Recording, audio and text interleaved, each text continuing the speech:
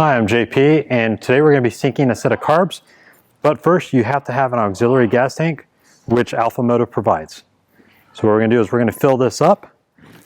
One thing you want to make sure is that the on-off switch, the valve here, is facing up. That turns off the gas flow. As you're filling this up, make sure you have a way of collecting any overspill on the bottom so you don't make a mess. You don't need a lot of fuel when you're sinking carbs.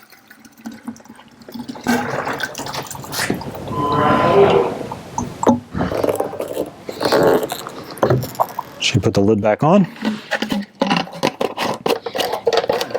To use the auxiliary gas tank, you must use a stand that's higher than the bike itself. You'll take the fuel valve. You'll find the fuel line that goes directly into the carburetors or the throttle bodies. You'll insert it into the line itself. You'll use a hose clamp. You'll tighten it down